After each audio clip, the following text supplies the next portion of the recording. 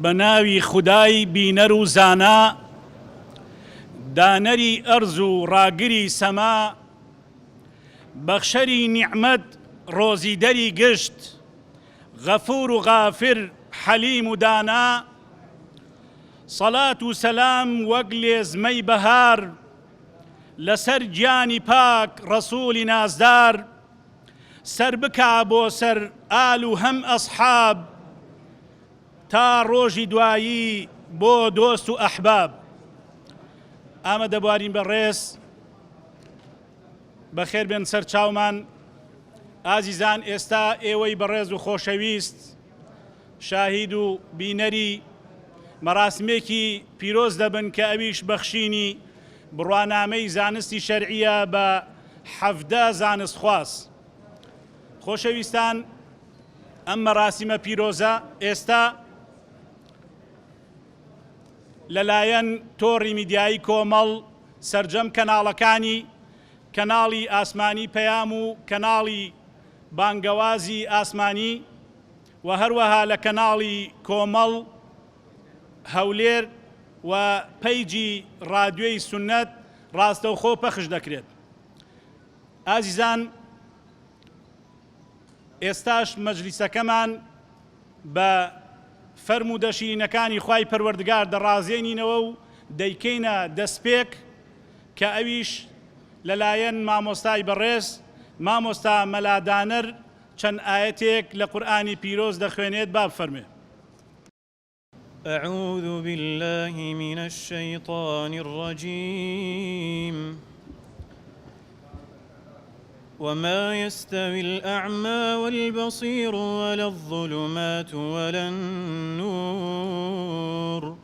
ولا الظل ولا الحرور وما يستوي الأحياء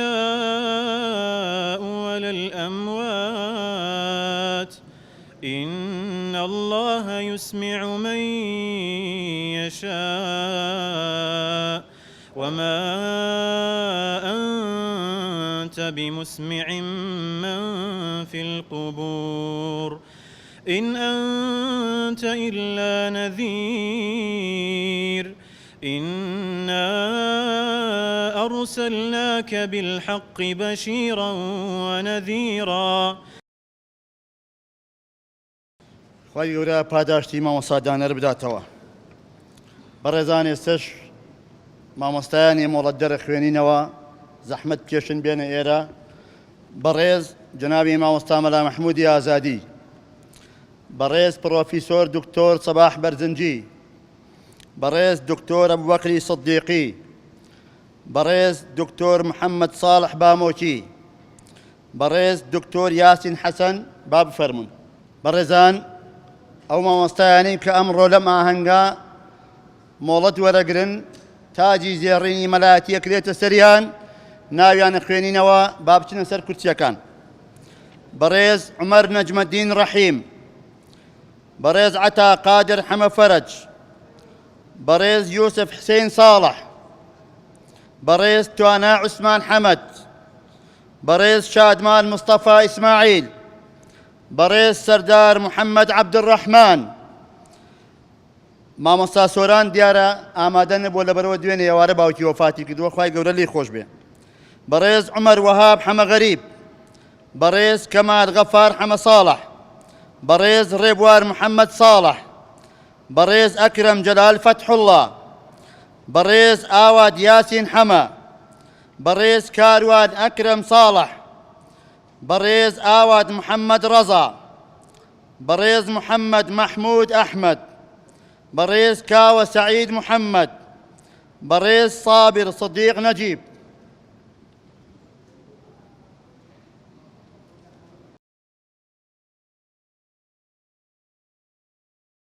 ئامادەبوانی بەڕێز،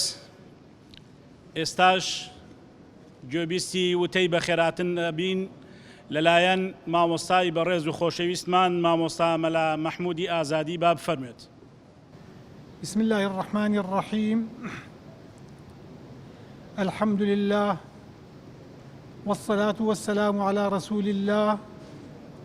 محمد وآله وعلى آله وصحبه ومن والاه. وبعد بەڕێزان مامۆسایانی هێژە هەموو ئامادەبووانی ئەمە ئاهەنگە پیرۆزە بەڕێز مدیری عامی ئەوقافی سلەیمانی و مدیرە ئەوقافی سلەیمانی بەخێرهاتنی گەرم و گوڕتانەکەین بۆ بەشداریکردنتان لەم ئاهەنگە پیرۆزە چون کۆمەڵێک لە قوتابخانەی عەبدوڵڵای کوڕی عومەر کە ئەم قوتابخانەیە سەرچاوەکەی لەو سێ قوتابخانەیەوە هاتووە کە سێ سەحابەی بەڕێزی پێغەمبەر بنیاتیان نا یەک قوتابخانەی یەکەم لە مەدینە کە ئوبەیەی کوڕی کەعب بنیاتی نا دوو قوتابخانەیەک لە مەککەی مکەڕەمە کە عەبدوڵڵای کوڕی عەباس بنیاتی نا سێ و هەروەها قوتابخانەیەک لە کوفەی عێراق کە عەبدوڵڵای کوڕی مەسعود بنیاتی نا بەڕاستی ئەم سێ سەحابە دەوری چاکیان بینی لەم قوتابخانانە کە دایان نا ئیسەیش ئەم قوتابخانە و حوجرانەی کە ئیسا هەیە سەرچاوەکەی لەو سێ قوتابخانەیەوە هاتووە جا بۆیە بەڕێزان بەڕاستی ئەو مامۆسایانە هەر لە کۆنەوە تا ئەمڕۆ کە ئاوەها مەراسیمێکی بۆ گیرابێ و بۆ ئەوەی کە ئیجازەی عیلمی و ئیجازەی دەعوە و ئیرشاد و خوێندنی باڵای پێ بدرێ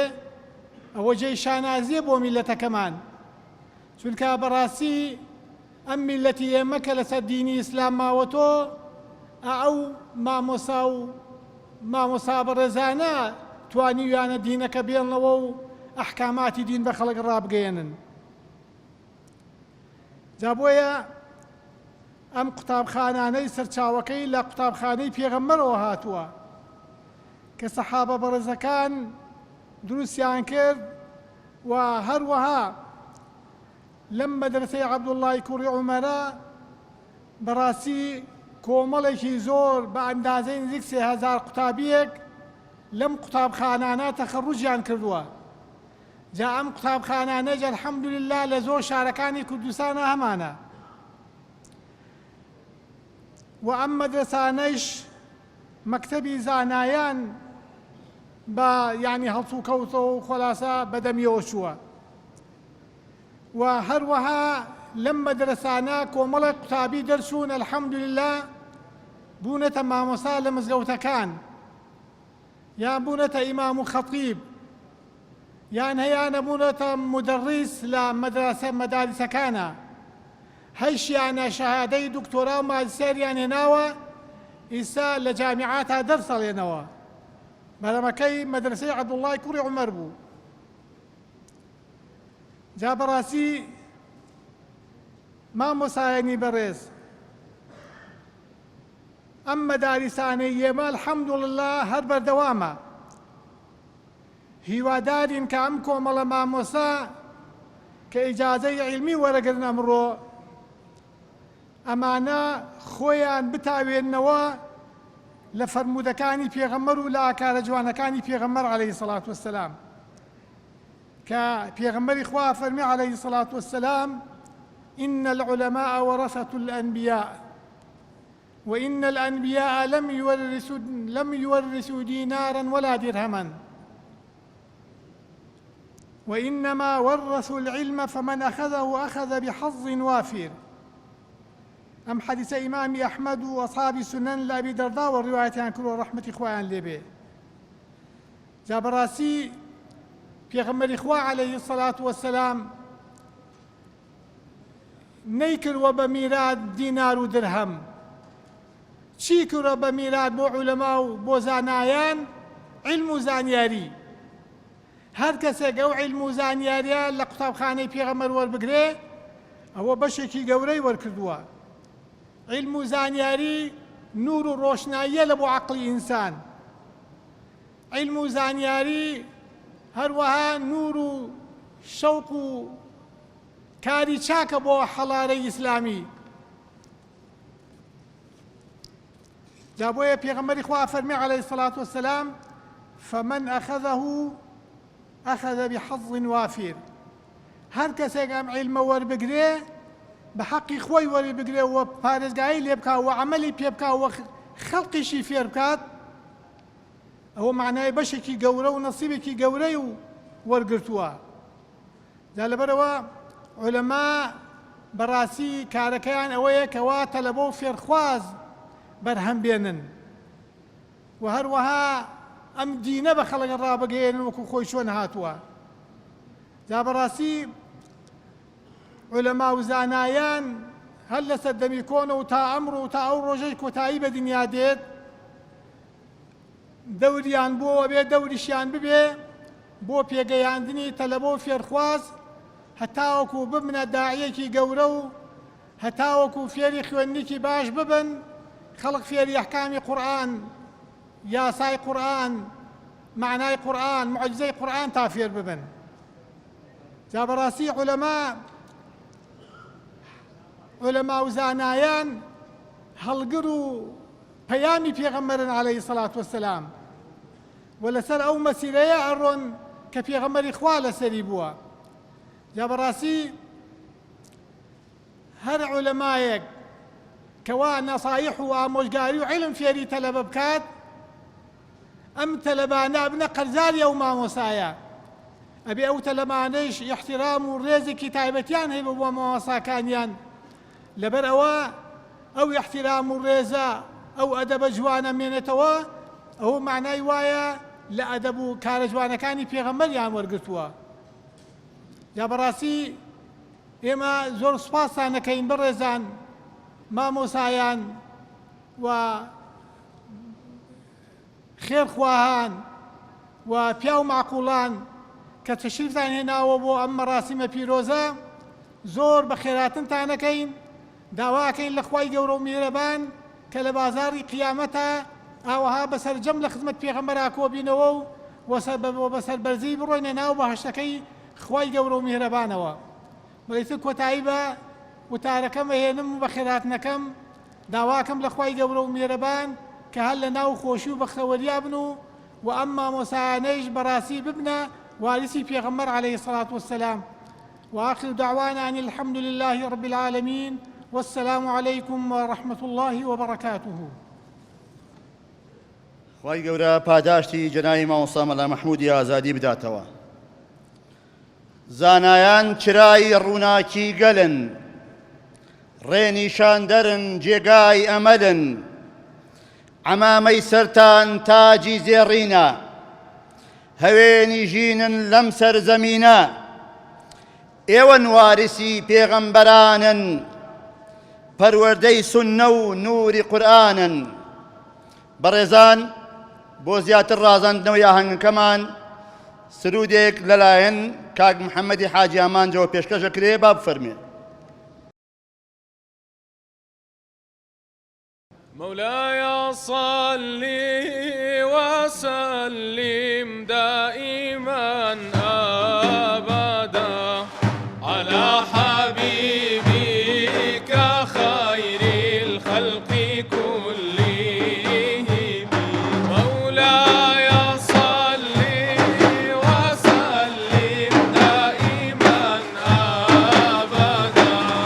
على حبيبك خير الخلق كلهم. بسم الله الرحمن هم راحم ومخبر به، الحمد لله هم غفار ومقتدر به. مولاي صل وسلم دائما أبدا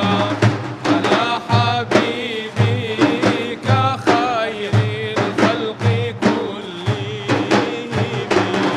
بابي عبد الله ابني عبد المطلب هاشم داكي آميني وهب نسب باكي أطهر به. مولاي صل وسلم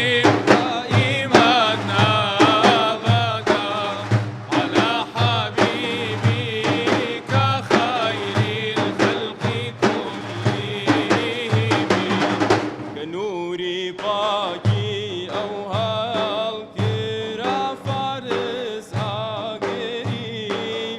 کە نوری ئەو هەڵگرا فارس ئاگری لێ بڕا فەیزی ئەو شاپۆلی داساوە قەت نابێتە ڕبێ فەیزی ئەو شاپۆلی داساوە قەت نابێتە ڕبێ مولاي صلي وسلم دائما أبدا على حبيبك خير الخلق كلهم أم تاقي كسراي شكرت أم شيطاني جوينك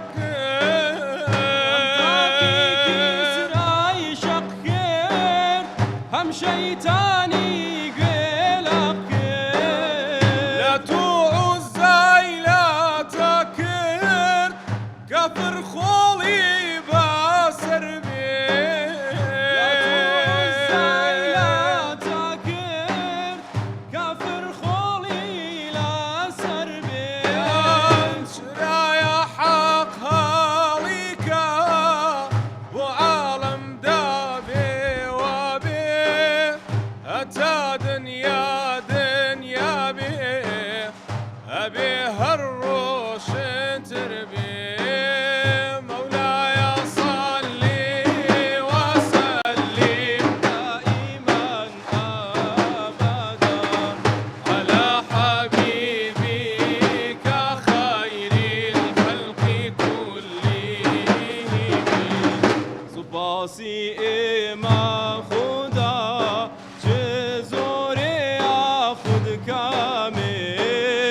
بذاتی تو كوابي مسلوبها ودمي مولاي صلي وسلم دائما أبدا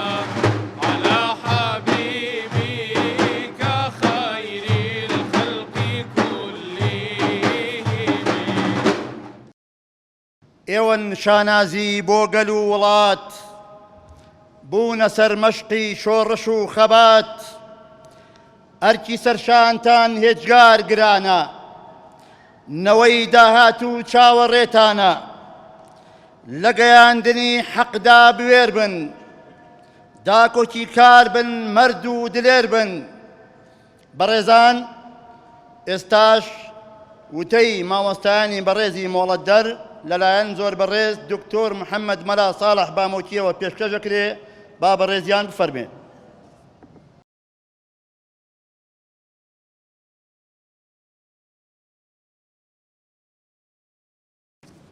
بسم الله الرحمن الرحيم الحمد لله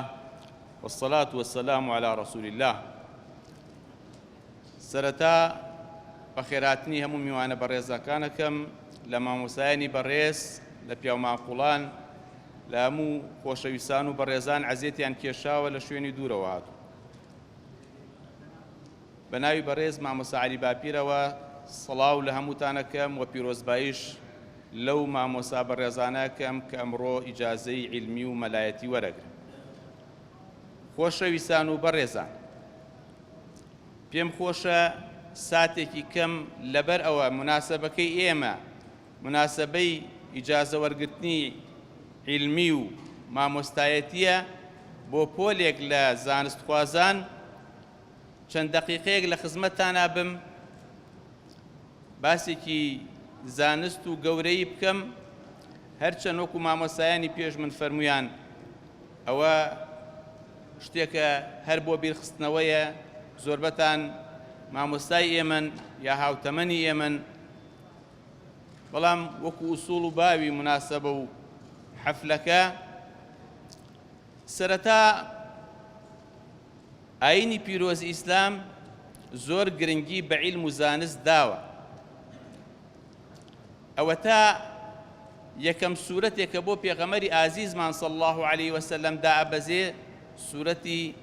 ئیقرأ کە بە وشەی ئیقرأ بسم ربك الذي خلق دەست پێ ئەکا و باسی قەڵەمی تێ ئاکرێ ئەو زانایان کە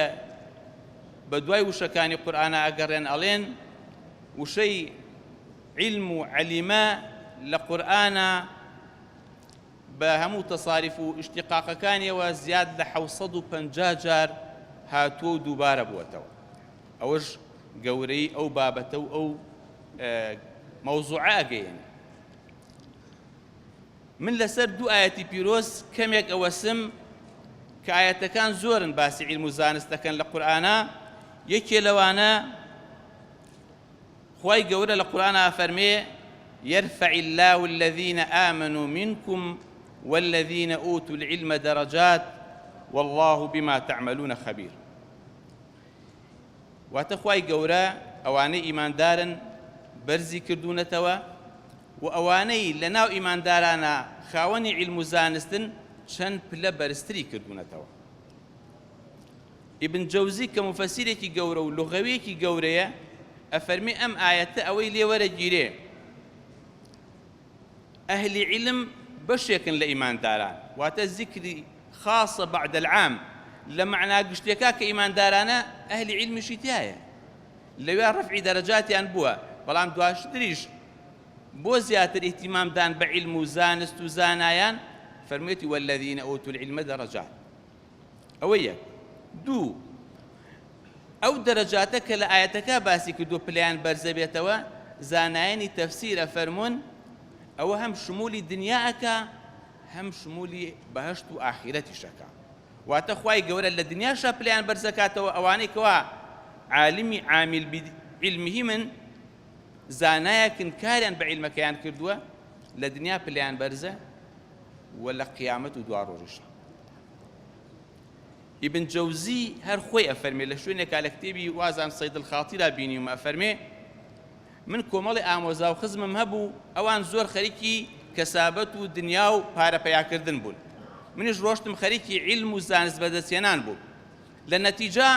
وەکو ژیانی دنیا من بەقەدەر ئەوان و زیاد لەوان ژیانی دنیام خۆش بوو هیچ پێویستیاتێکم نەبوو دەسەڵاتم هەبوو وەسعم باش بوو بەڵام لە پلە و پایە و ڕێزی ناو خەڵکیشا من و ئەوان زۆر جیاواز بوو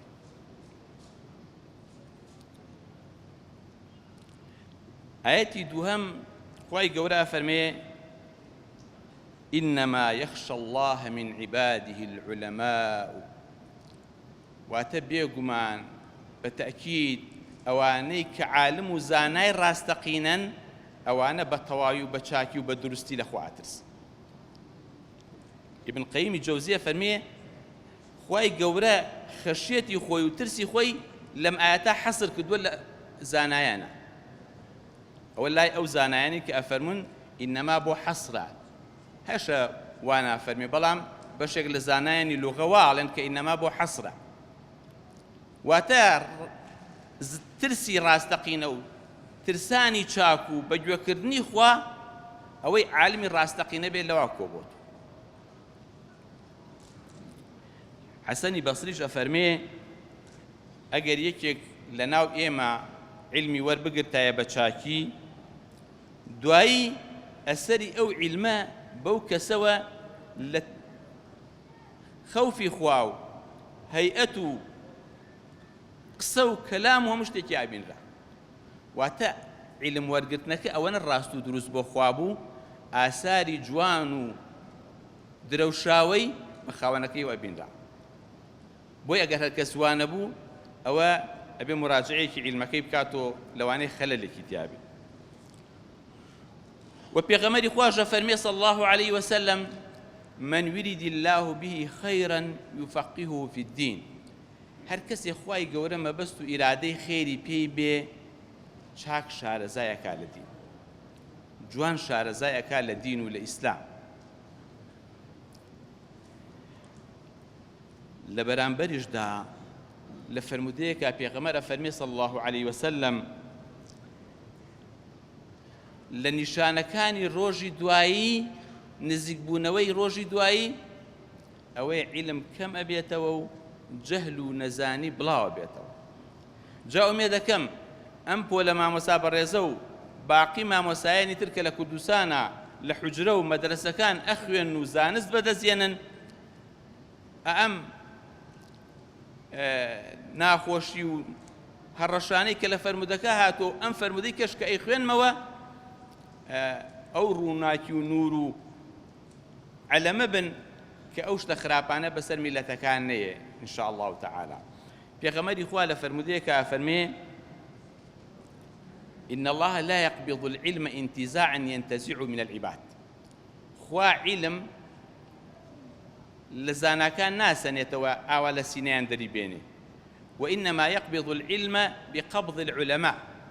علمك بمردنو لناوتشوني زانايان علمك ناميني، حتى إذا لم يبقي عالما قط خوا ويكا عالم راستقين الناميني أو كاتا اتخذ الناس رؤوسا جهالا. خلق هەندێ نەخوێنەوار و نەزان ئەکەنە گەورە و مامۆستا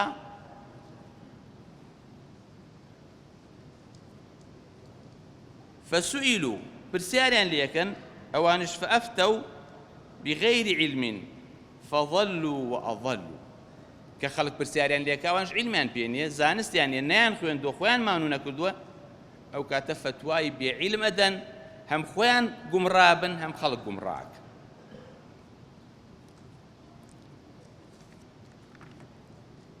بەشی دووهەمی قسەکەم ڕووەکەمە ئەو مامۆستا بەڕێزانە و ئەو تەڵەبانەی کە ئێستا ئیجازەی مامۆستایەتی وەرەگرن و مێزەرەی مەلایەتی ئەکەنە سەریان. چەند ئامۆژگارێکی کورتم هەیە بۆیان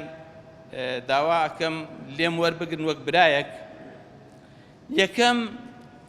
بەکاری مامۆستایەتی خۆیان و وەزیفەی ئەو عیلم و زانستەی کە کەوتووەتە سەر شانیان بە چاکی هەڵسن. مامۆستا بن، خەتیب بن، وتاربێژ بن، دەرس بڵێنەوە، هەر وەزیفەیەکیان بوو کە عیلمەکەیان پێویستێکا لەسەریان بە جوانی پێی هەستن. ابن تەیمیە ڕەحمەتی خوای لێ بێ ئەفەرمێ صلاح الأمة مرتبط بصلاح علمائها. چاکی و باشی هەرگەل و میلەتێ پەیوەستە بە چاکی زاناکانیوە. زاناکان چاک بوون میلەتەکەش چاکە بێ، زاناکان خراپ بوون خوا نەخواست میلەتەکەش خراپە بێ. وەقسەیەک و ئەثەرێکی تریشەیە ئەفەرمێ دوو کۆمەڵ هەن ئەگەر چاک بن دنیا چاکە، ئەگەر خراپ بن دنیا خراپە. ئەویش سوڵتان و عولەما، کاربەدەستان و عولەما. کاربەدەستان ئیشی دنیایان بەدەستە، عولەماش ئوموری دین و ئەخلاق و عیلم و ئەو بارەیان بەدەستە لەلایەن خەڵکەوە. و مستەفا سادق ڕافعی کە ئەدیبێک و پیاوێکی زۆر شارەزای میسریە و زۆر دیفاعی چاکی لە ئیسلام کردووە لە سەردەمی خۆیان خوای گەورە لێی خۆش بێ، ئەڵێ ألا ليت المنابر الإسلامية لا يخطب عليها إلا رجال بمعنى الكلمة. ئای کاشکای ئەو منبەرە ئیسلامیانە کە هەیە لە عالەمی ئیسلامیە دوانگەکان هەر خەتیبێ وتاری ئەدا لەسەری بە معنای کەلیمە خەتیب و عالم و زانا و وتاربێژی ڕاستەقینە بێ. لا رجال في أيديهم سيوف من خشب، نەک بەعزێ بەناو مەلا کە مەلانیە و شمشێرێکی دارینی بەدەسۆیە. یعنی نەخۆی وەزیفەی مەلایەتێکە نەشتەکەش کە بەدەستێتی هیچی ڕەمزێکی ئیسلامە. خاڵی دووەم و وەسیەتی دووهەم ئەوەیە ئەو مامۆستا بەڕێزانە پشت بە خۆیان ببەستن بۆ ژیانی دنیایان، بۆ مەعیشەتیان، و دەست لە خەڵک پان مەکەن و بە تەمای خەڵک مەبن، چونکە هەر کاتێ ئەهلی عیلم و زانا دەستی لە خەڵک پان کردەوە بە تەمای خەڵک بوو، کەم و زۆر زانستەکەی وەزیفەکەی تووشی خەلەل و کەم و کوڕی ئەبێ. سوفیانی ثەوری ئەفەرمێ المال داء هذه الأمة، پارە نەخۆشی ئەم میلەتەیە، والعالم طبيب هذه الأمة، زاناش دكتور و پزیشکی ئەم ئومەتەیە. فإذا جر العالم الداء إلى نفسه فمتى يبرأ الناس. جا کاتێ زاناکە خۆی تووشی نەخۆشی بوو، بە دوای پارە و پول کەوت و دەستبەرداری عیلم و دینەکە بوو، ئەی کێ چارەسەری خەڵک بکە؟ وەکو کورد دەڵێ ئەگەر شتێ بگەنێ خوێی پیاکەن، ئەگەر خوێکە خۆی بگەنێ چی لێ بکەی؟ وەسیەتی سێهەم ئەو بەشە عیلم و زانستەی کە ئێستا ئیجازە وەرەگرن وەریان گرتووە بەوە کۆتایی نێن و ئیکتیفا نەکەن، بەڵکو بەردەوام هەوڵ بدەن زیاتر بخوێنن، زیاتر شارەزا بن. یەک نمونەتان بۆ بێنمە و عەرز بکەم. ئیبن الجەوزی کە باسم کرد پێشتریش زانایەکی گەورەیە و لە 500ەکانی هیجریا وەفاتی کردووە دوای ئەوەی تەمەنی چووەتە 80 ساڵۆ و لە زۆربەی عیلمەکانە شارەزا و زانا و عالمی گەورە بووە لەو کاتا علمی قیراءات و قیراءاتی قورئانی نەزانیوە لەو کاتا لای مامۆسایەک لەگەڵ کوڕەکەی خۆیان کە زۆر مناڵ بۆ پێک و لەگەڵ کوڕەکەی خۆیان علمی قیراءات و قیراءاتی 10 خوێندوو هەر دە قیراءەکەی لای مامۆسایەک خوێندووە کە ئیبن عەلای مقڕیە وەسیەتێکی تر ئەو عیلمەی خوێندویانە بیڵێنەوە تەڵەبەیان هەبێ قوتابیان هەبێ فەقییان هەبێ مناڵی خۆیانە دەوروبەرێ هەر کەسێکی بیڵێنەوە معلومی مامۆسایانە هەر کەسێ عیلم بزانێ عیلم بخوێنێ ئیجازە وەرگرێ ممارەسەی بکە و بیڵێتەوە و تەدریسکە ئەبێتە زانایەکی گەورە ئەگەر نەیکە هەرچەند خوێندەوار بێ هەرچەند زیرەک بێ هەرچەند بتوانە بێ دوای ماوەیەک وردە عیلمەکانی لەبیرەچێت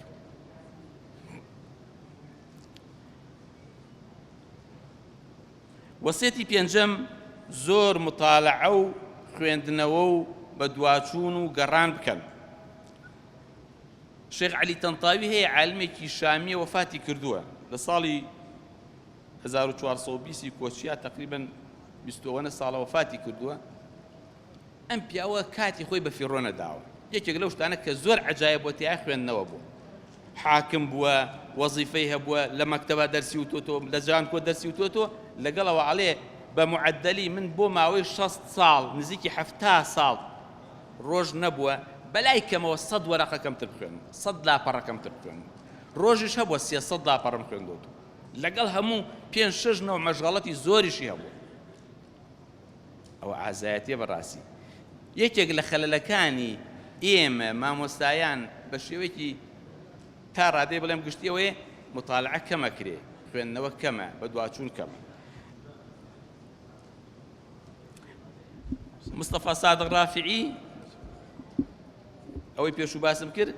ویستێتی لە بابەتێکە شتێک بنووسێ دەربارەی فی البەلاغە النەبەویە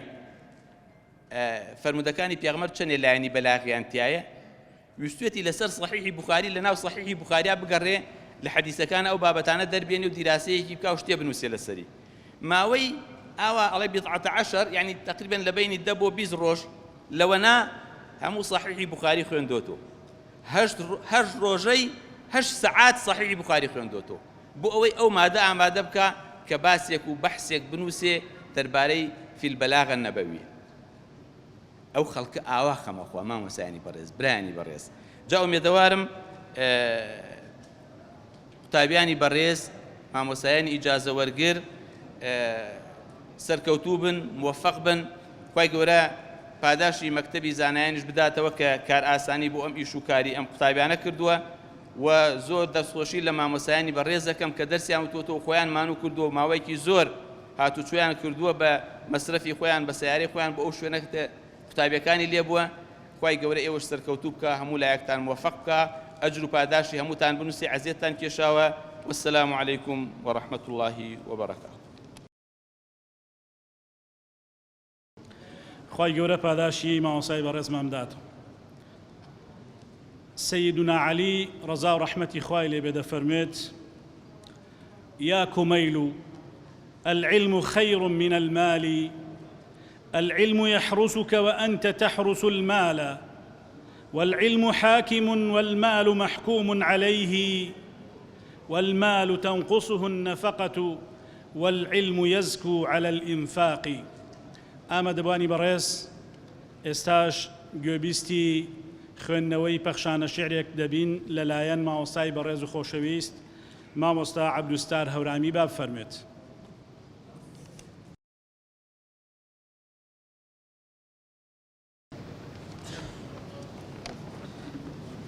بسم الله الرحمن الرحيم دیارە من نە شاعیر بوو نە پەخشانووز بەڵامی تر لەبەر خۆشەویستی و مامۆستا بەڕێزانە ئەم پەخشانم بۆ ئامادەکردن نەو مامۆستا ئۆخەی دیسان لەم هەوارە لەم ئاهەنگە شکۆدارە نەمامینێ بۆتە دار و وا گوڵ دەکات و دێتە بەر تاجی سپی دەکرێتە سەر جبەی شۆڕی قازی و پیران دەهێنرێت و دەکرێتە بەر دە ئەی مامۆستای تازەکار وا وەک خشتێک لە ناو دیوار خرایتە کار بەقەدەر نەک بەڕێکەوت تۆ شەرعزانیت بەرکەوت دەی ڕاچەنێ وا لە ئاسۆی ژیانتەوە خۆری ئیقرە بە دەرکەوت دەی بەرەو ماڵ بڕۆرەوە لە ئەشکەوت وا تەواو بوو قۆناغی قۆزاغەی شەوت قم فەنذر چەخماخیدا بیپێچەوە جێگای خەوت مامۆستایی تاجی هەیە و باجی دەوێ با بزانی ئێشک چی نابێ بخەوێ فریاد ڕست نابێ بسرەوێ ئەم ڕشتەی تۆ هیممەت و حکمەتی دەوێ کەند و کۆس بە ڕێگای کارت پێ باش دانێ هەڵ نەکەوێ مێژوو دەڵێ زۆر هەڵکەوتن بەڵام کە قاچیان هەڵخزا پێیان بە پشکۆدا چزا دادی نەدان پینە و پەڕۆ و دوعا و نزا مێژوو دەڵێ زۆر هەڵکەوتن بەڵام کە قاچیان هەڵخزا پێیان بە پشکۆدا چزا دادی نەدان پینە و پەڕۆ و دوعا و نزا تۆ دەلیل و چارە دۆزی ئیمامی ناو بەرەو هۆزی بەو ڕشتەیی خۆت پیرۆزی چاو مەبرەرە کفتە و قۆزی نەکەی وەک قەومەکەی موسا گەزە و گۆشتی شەلاقەکەت بدەی بە نیسک و ترۆزی نەکەی ناکەی بڵێی تاکەی بێزار ببی و لە کار ڕاکەی وا نەزانی ڕزگار دەبی وەکو یونس دووچار دەبی حوتی دەریا قوتت دەدا و لە سکیا کۆڵەوار دەبی ئەڵڵا لە بەخت و نگینت هاوار لە ئەرکی سەنگینت ڕێگات ترس کۆڵت قورس کۆڵەکەی تۆ سپاردەیە سپاردەکەت کێوڕای نەگرت زەوی و ئاسمان هەڵیان نەگرت تۆ کاروانچی ڕێگایەکی محەممەد بۆی پەروانە بوو ئەو خۆی فرۆشیاری کاڵای ئەم بازاڕ و دوکانە بوو هەتا ئەمڕۆ بە هەزاران نامی و قزڵچی و پێنجێنی هۆ بە نووسی ئەم فەرهەنگ و دیوانە بوو نەو مامۆستا ئەمڕۆ ئیجازە وەردەگری پیرۆزت بێت بڕوانامەی دەلیلی و چرا هەڵگری دەیکەواتە بۆ بانگەواز خۆت بکەساس مێشکت کەیلی زانیاری کە و دڵ پڕسەودا و ڕاز و نیاز ئەی پێشەنگی بەختەوەری ئەی قەڵاچۆی ڕێی دۆزەخ و دەردی سەری ئەی کەشتیەوان بە نیازی چۆن ئەم کەشتیە پڕحەشامەتە بەرە و ڕۆخی دەریابەری کاکی زانا پیرۆزت بێت واجبەت پۆشا و مێزەر نرایە سەرسەرت وا پشتێنی فەخری هێنرا و بەسرایە کەمەرت دەی لە بۆ چاوتروکانێک ترسی خوا فەرامۆش نەکەی چاو لە دەستی خەڵکی نەبی و دڵ بە دنیایان خۆش نەکەی وەک حاخام و کەشیشەکان دینی خوا پەردەپۆش نەکەی ئامان دەستم بە دامانت بۆ چەند قروشێکی دنیا ئیسلام هەڕاج فرۆش نەکەی ئامان دەستم بە دامانت بۆ چەند قروشێکی دنیا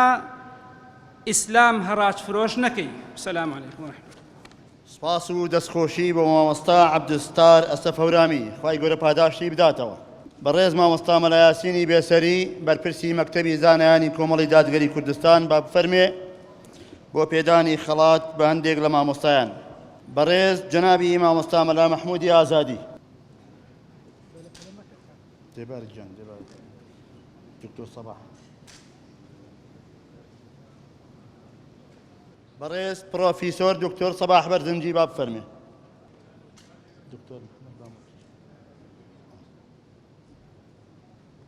بەڕێز دکتۆر محەممەد مەلا ساڵح بامۆکی با بفەرمێ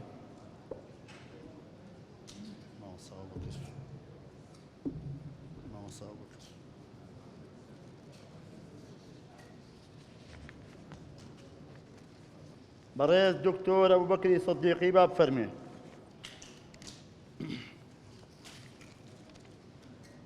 بەڕێز دکتۆر یاسین حەسەن با بفەرمێت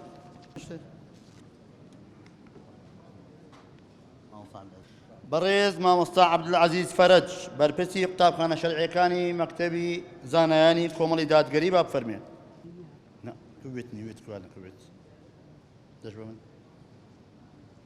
بەڕێز مامۆستا عەبدولستار ئەسەفەورامی بەرپرسی فەقێکانی قوتابخانە شەرعیەکانی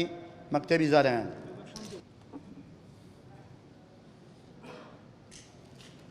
دەستخۆشی لە مامۆستا مەلا یاسینەکەین خوا پاداش دەباتەوە بەڕێزان دوو بڕگەمان ماوە داوای لێبوردنتان لێکەین کەمان دوومان کردن ئەو مامۆستا بەڕێزانەی کە ناویانە خوێندنەوە تەشریفێنە ئێرە بەڕێز جەنابی مامۆستا مەلا مەحموودی ئازادی بەڕێز مامۆستا عومەر نەجمەدین با بفەرموێ. محمد صلى الله على النبي قد لبسنا ثوب عز بعد تلفيق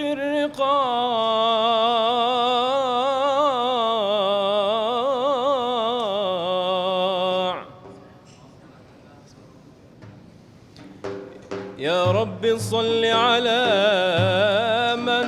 يا رب صل على من حل في خير البقاع صلى الله على محمد صلى الله على النبي روح جانب في داخله يا رسول العربي طلع البدر علينا من ثنيات الوداع وجب الشكر علينا ما دعا لله داع أيها المبعوث فينا جئت بالأمر المطاع جئت شرفت المدينة مرحبا يا خير داع طلع البدر علينا من ثنيات الوداع وجب الشكر علينا ما دعا لله داع أنت شمس أنت بدر أنت نور على نور أنت شمس بەناوی مەکتەبی زانایانی کۆمەڵی دادگەریەوە زۆر سپاسی ئامادەبوونتان دەکەین. سپاسی بەڕێوەبەری گشتی و بەڕێوەبەراتی ئەوقافی سلێمانی و نوێنەری یەکێتی زانایانی لقی سلێمانی دەکەین. سپاسی بەرپرسی حیزبی و حکمی و سەرجەم کەسایەتیەکان دەکەین. سپاسی زانایانی ئیسلام و کەسایەتی ئیسلامی و کۆمەڵایەتی و ناوەند و دەستگا ڕۆشنبیرەکان و شێخانی تەریقەت و دەستگا پاسەوانەکان و مامۆستایان و پێشنوێژی مامۆستا و پێشنوێژی مزگەوتی حاجی جەلال پوشێنی دەکەین. زۆر سپاسی دانیشتوانی بەڕێزی ئەم گەڕەکە دەکەین.